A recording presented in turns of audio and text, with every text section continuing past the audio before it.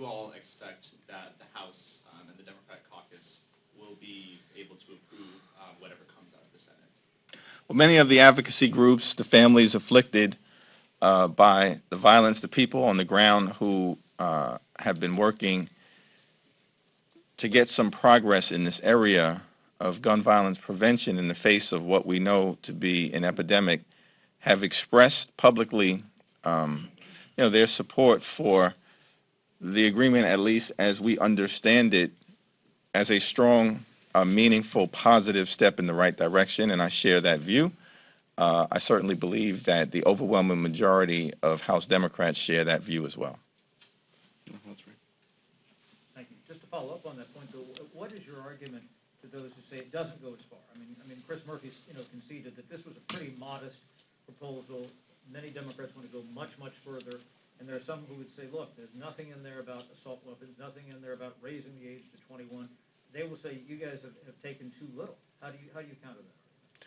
Well, we're going to wait for the legislative text to be presented, but I stand by the comment that I just made that many of our advocacy groups and families, people I've talked to on the ground, have embraced this development as a meaningful step in the right direction.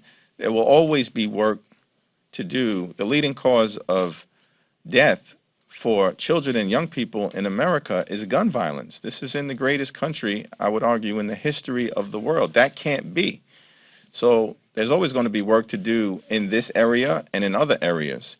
But I think there is reason to be optimistic that the Senate appears to be coming together in a positive way to take steps that are necessary and that will have an impact on reducing gun violence. Pete, we're gonna wait. We're gonna support the framework that the Senate has put forward so far while we await the full legislative text to see the details. But Senator Murphy, himself said the metric that we're going to use here is, will this save lives? That's what the House Democratic Caucus is concerned about. Will this save lives of young people who are affected by gun violence? We know that there are many things that we can do to address gun violence in our communities. The chairman serving on Judiciary Committee has sent the House numerous proposals that do that. These so far don't go as far as our proposals, but the metric that we're going to use is, will this help save lives? There are a lot of things on the minds of the American people, and it's really not January 6th. Democrats have enjoyed unilateral control of Washington for 17 months now, and we all know the results. Everybody can see what has been wrought by that. We've got record inflation, soaring gas prices, unhinged crime in our cities, and uninhibited illegal immigration. And in the midst of all of that chaos, what are they focused on? What gets their primetime billing? It is their seething hatred for Donald Trump and anybody who's ever supported him. That's what comes through in all of these hearings. For nearly a year, you got to think about this, the January 6th committee, for almost a year, they have invested thousands of hours, millions upon millions of taxpayer dollars. They've interviewed hundreds upon hundreds of witnesses. They about 100,000 pages of documents, and they hired lawyers, consultants, and big network TV producers. All for what? To rehash and replay a moment-by-moment dissection of a terrible event that took place a year and a half ago. They thought the American people would be riveted by their production, but the ratings are in, and we know the truth, that the ratings have proven what everybody else already knew. The American people lived through all that, and they have moved on. They moved on to caring about the issues that actually affect their daily lives. The criminals involved in January 6th are being prosecuted. Lessons were learned about Capitol security that day.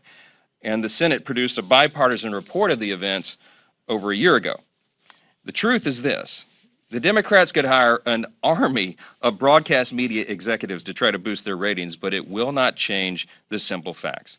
This election will be about three I's and really nothing else. Inflation, illegal immigration, and incompetence. The utter incompetence of the Democrats in charge of Washington is on full display now. If the Democrats want to reverse their political fortunes, they need to reverse their policies. But of course, we all know they refuse to do that. And so hardworking American families will continue to struggle as our country becomes less safe, less secure, and less stable by the hour. What do you think of the Senate's bipartisan framework on to alleviate gun violence? Is that something that you think could get Republican support in the House? Yeah, as you've seen, they've laid out a framework, but still no details. And obviously, the details matter. They matter a lot. So until we see any specifics, that is something that we're going to continue to watch to see what comes from the Senate. Obviously, you saw in the House last week, Speaker Pelosi's approach has been to make it harder for law-abiding citizens to get guns. President Biden even talked about taking handguns away from people. So that's not the answer. We brought up a motion to recommit an amendment last week by Richard Hudson that would have created more opportunities for schools to have funding for hardening of the schools, to put more resource officers, to put more mental health counselors in the schools. Every Democrat voted against that amendment, unfortunately. So we're going to continue working on ideas that would actually solve the problem.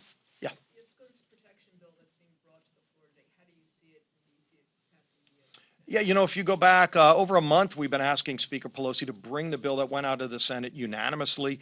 She was holding the bill, then she was trying to play games with the bill. Last week, we called them out. During my colloquy, asked Leader Hoyer if he would bring the bill up unamended so that we can get it to the president's desk quickly, especially on the heels of a man arrested for trying to kill Justice Kavanaugh. And I know Leader McCarthy expressed the same urgency to Speaker Pelosi. So hopefully we finally get that bill on the floor clean. It will pass overwhelmingly. I think you'll see the lion's share of Republicans and Democrats vote for that bill. It just begs the question, why did Speaker Pelosi delay it for over a month?